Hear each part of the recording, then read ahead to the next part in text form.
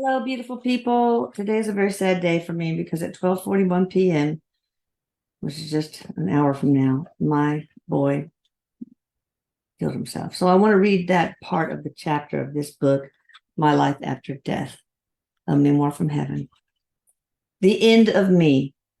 I thought about suicide before. In fact, I thought about it a lot in the couple of years leading up to when I decided to end my life. I even researched on the internet all the ways I could do it. The year before I succeeded, I tried by taking an overdose of a medication called Provigil, but I wasn't successful. I think I must have died for a little bit, though, because I saw my deceased Aunt Denise, who had taken her own life, and my friend Allie, who had died from an accidental gunshot wound just after our high school graduation.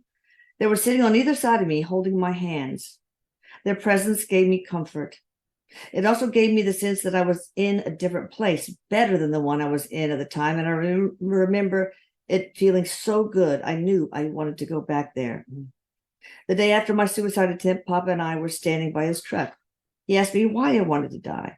After all, the sky was blue and beautiful that day, and everything seemed calm, nice, happy. I told him that I just wished I wasn't here anymore. It was difficult to explain, and I know that reason couldn't even begin to express how I was feeling or why I wanted to die, but it was as close as I could get. Eventually, I'd get my wish. On the last day of my life, things started out like any other day for me, a ride on a roller coaster. Ever heard that expression, I'm on the roller coaster that only goes up? Well, mine only went down. Or more accurately, my ups never lasted long enough, and my downs felt like they'd go on forever.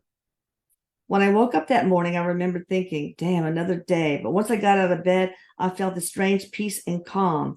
It was fleeting, though, because those familiar periods of inner darkness soon took over and sent me into a tailspin.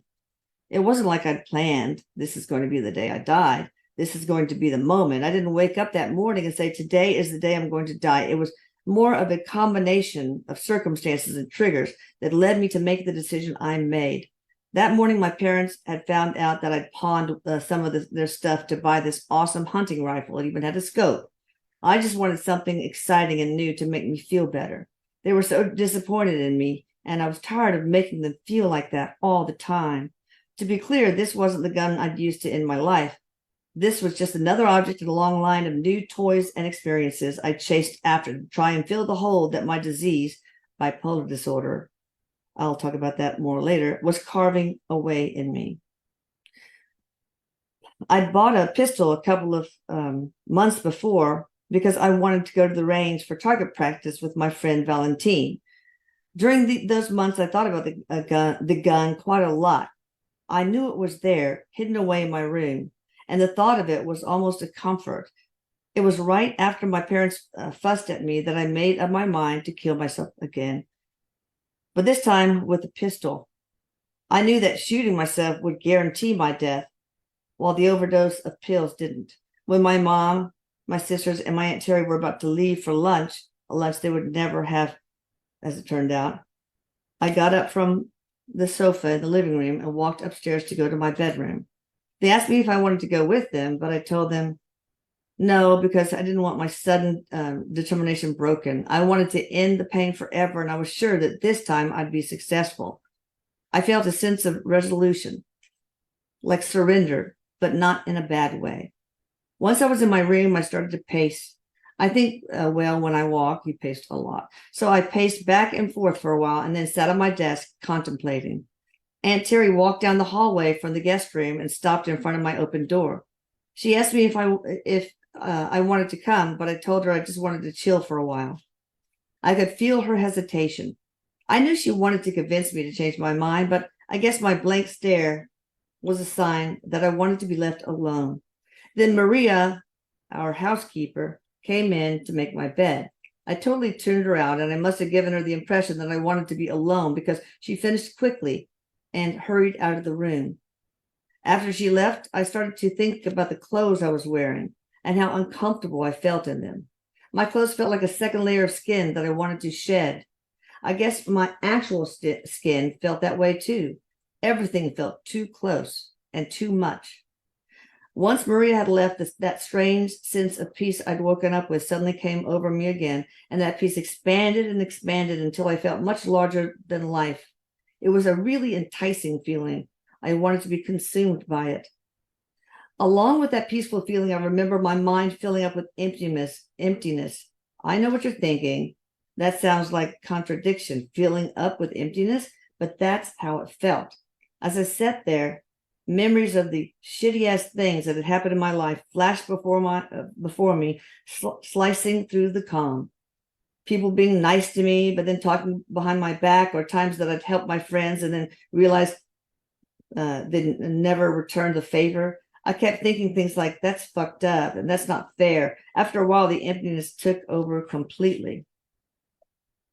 I didn't think about how people would react to what I was going to do. And I didn't want to think about how upset my family would be with me. I didn't want to think about the hurt. I just wanted to get the result I was looking for and escape.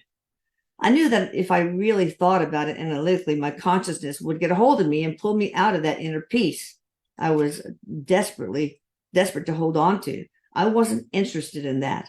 I was in such a calm place that when I thought about my mom and my dad, it was really about how much I loved them and how they were there for me and how much they supported me. I wasn't thinking they put me here or this is their fault, because they didn't, and it wasn't. I wasn't thinking they didn't do anything to help, because they did. I was so far away from blaming anyone. That moment wasn't about any of that. When I heard my mom, sisters, and aunt leave the house, I remember thinking, this is it. Now is the right time. I kept the bullets in my closet and the gun in a drawer under my bed. I knew that if I kept the gun loaded, my parents found it, then I'd be without both, so I'd kept them separate. I loaded a bullet into the gun and sat down at my desk again. From that point on, I was on total autopilot. My mind was still blank, and it was almost like I had already separated from my body. Have you ever been driving in a car and then suddenly you're at your destination and you don't know how you got there? That is how it was for me. I was in a trance. I usually fidget and wipe my hands on my legs when I'm about to do something I'm anxious about, but I wasn't doing any of that. I was so relaxed. My hands weren't even sweaty. I felt no uneasiness. I knew what I was going to do. I had thought about it tons of times, and I knew how fast it was going to be.